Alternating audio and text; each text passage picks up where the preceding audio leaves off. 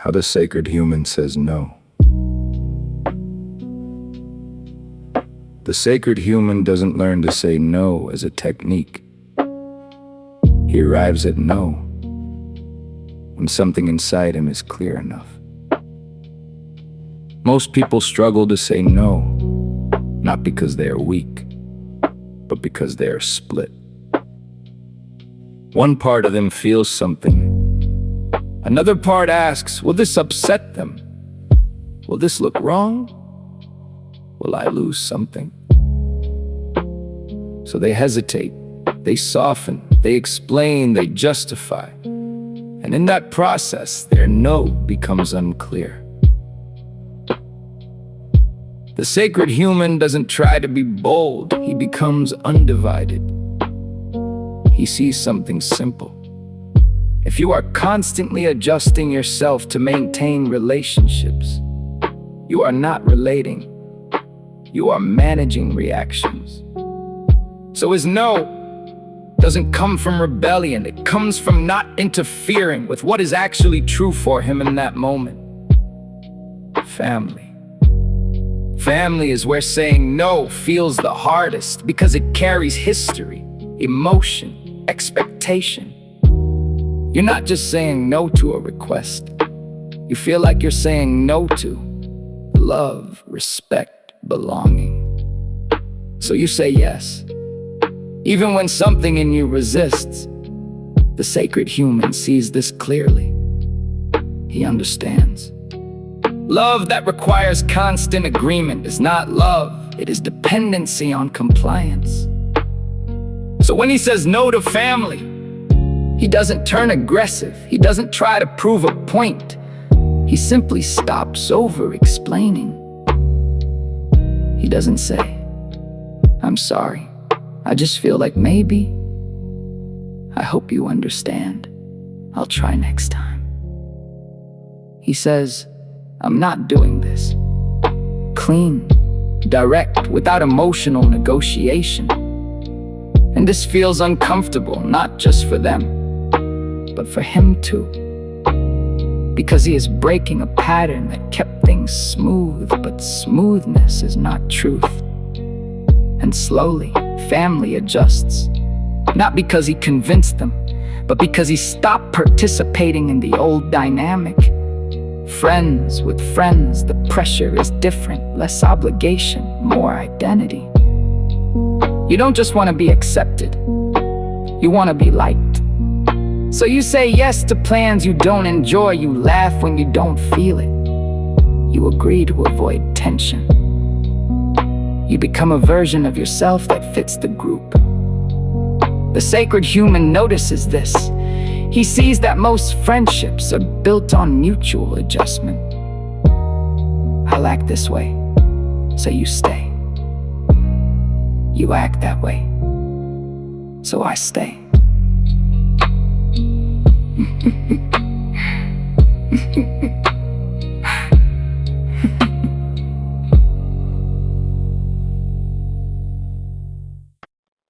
So when he says no, he's not just declining an invitation. He's stepping out of a shared pattern.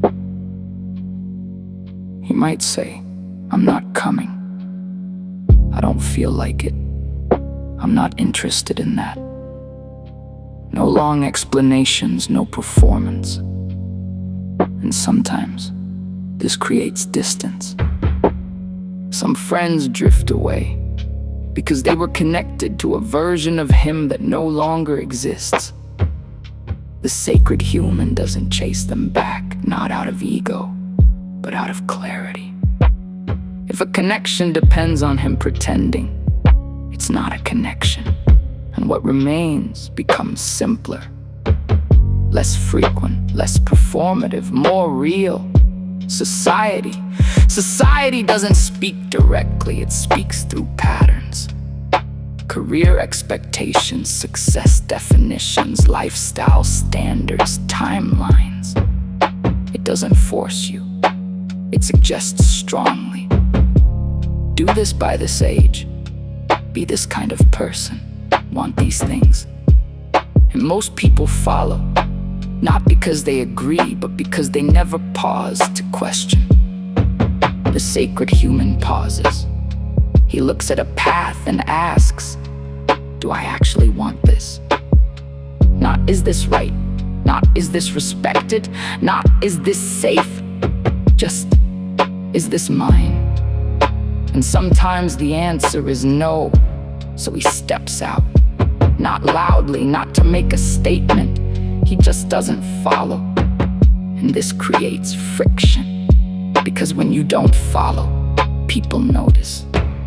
They ask questions, they doubt, they judge. You're wasting potential. You'll regret this.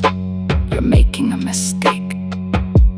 The sacred human listens, but he doesn't absorb, because he understands something deeply. Most advice is projection. People don't speak from truth, they speak from their own fears, their own conditioning, their own paths. So he doesn't fight society. He doesn't try to change it. He simply stops taking it as authority. You don't need to follow. This is where everything shifts. You don't need to follow. Not because you are special, but because following blindly is what disconnects you. Following is not the problem, unconscious following is. The sacred human can follow, but he does it consciously.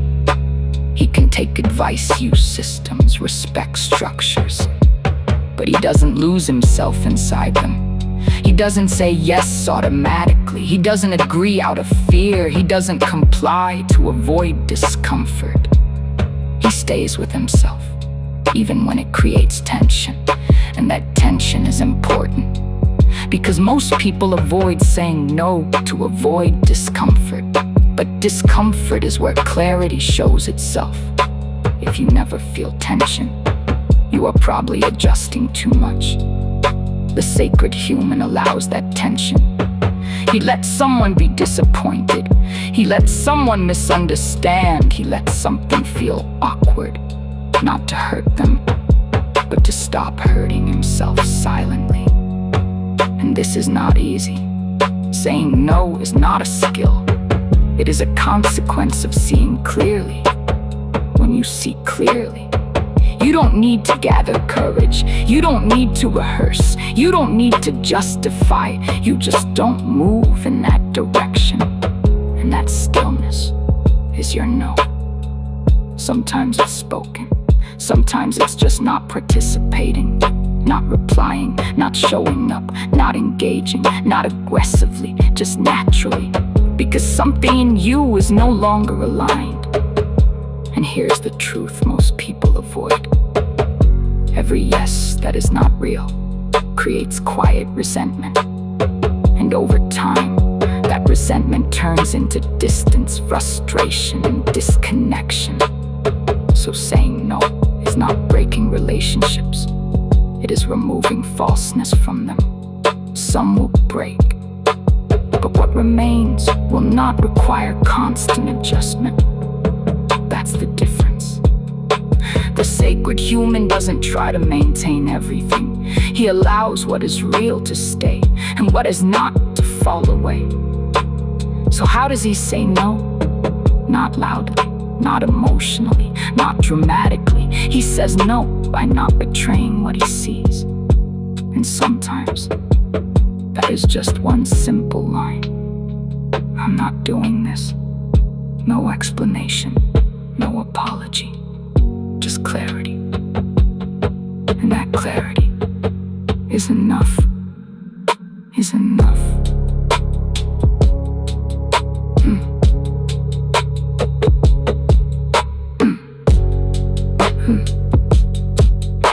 It's enough.